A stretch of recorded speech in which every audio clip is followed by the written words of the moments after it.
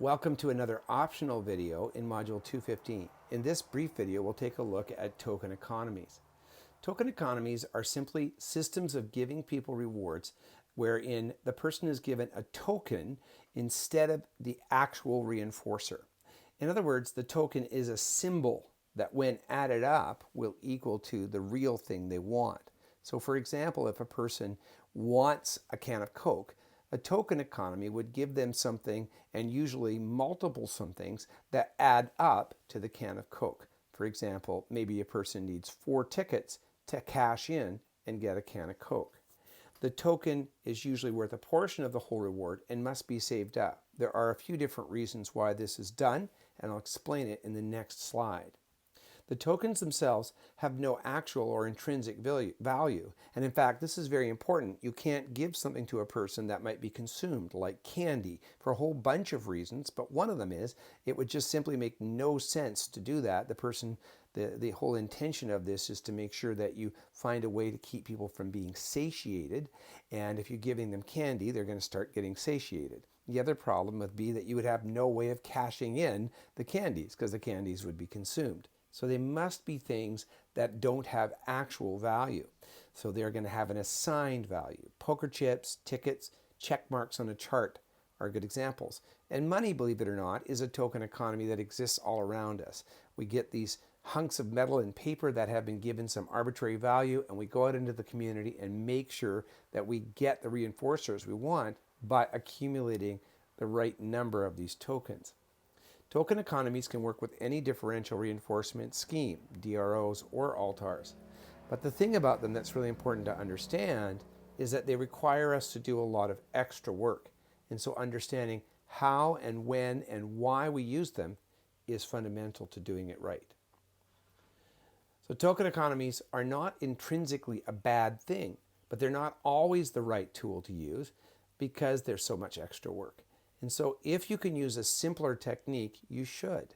We're going to have another optional video about the implementation of programs. And one of the things that you'll come to understand as a staff person is that you're going to be very busy. And if something can be done in a simpler way and still be effective, you're going to prefer that. And so is the individual you're supporting going to usually prefer that. So we only use token economies in situations where there are a couple of concerns. First and foremost, if we are concerned that the person will quickly become satiated, or in other words, get enough of or filled up on the reward, then we might want to divide it up into a smaller sort of pie, slice it up. So for example, I used the case of a can of Coke. If we want a person to do something throughout their day and have them be really, really successful, giving them a can of Coke multiple times throughout the day would have them very quickly become tired of Coke, and also would probably in this case change their behavior because it'd be full of caffeine and sugar. So instead what we might want to do is divide up the number of times in a day we give them some token that can be cashed in later on for a can of Coke. And the other reason we might do this is simply because of cost. It can be the financial cost of a reward, or it can be the cost in terms of how much extra work there is. For example, let's say we work with somebody who's only really reinforced by going out to McDonald's. If we were constantly taking them to McDonald's every single time they did something that was desirable, we would never get anything else done. So the cost wouldn't just be there in terms of money, but it'd also be there in terms of the intrusion into the person's programming life, their school, for example. So what we want to do is make sure we divide it up and so that it's a reasonable frequency that the person will get that reward. They don't want to only go to McDonald's once every 6 months or once every month, but maybe once a week will work. And we have to think about how many tokens is the fair amount for that person to add up. If it's too little, we haven't solved our problem of satiation. And if it's too many, the person will start to get defeated. They'll feel like they never actually get the reward, and they'll just stop being interested in the program. So finding that perfect spot is very important. Typically, token economies, therefore, only work with a couple of specific circumstances. First of all, the client must have some ability to understand the abstract connection between that poker chip and the McDonald's lunch, or that ticket and the can of Coke that they get at the end of the school day. If they don't see that connection, if they're cognitively not able to see it, then there's not going to be an effective token economy. Now, there are some things that we can do, such as, for example, having a chart. And the chart, when you check it off, maybe shows how many the person needs before they get their can of Coke. Or one of the cool things I've liked to do in the past is create a visual puzzle and give the person a token, which is a piece of that puzzle. And as they fill in the puzzle, they can see that they're very intuitively close to realizing the reward. Other things that can help are things like having more frequent check-ins or having the person be able to see for themselves by looking at a visual chart, for example, or a visual container, how high they're getting this stacked up of their money or their poker chips. They can see them actually going up in a glass container, almost like a thermometer, for example. But it's important that whatever we do, the individual is going to clearly understand and strongly understand that connection. It's also important that you use this on a behavior that has lots and lots of opportunities for reinforcement. Otherwise, once again, it'll take too long for the person to realize the reward.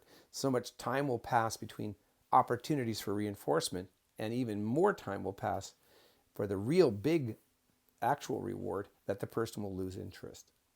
And of course, there's always a practical consideration of how much time staff have.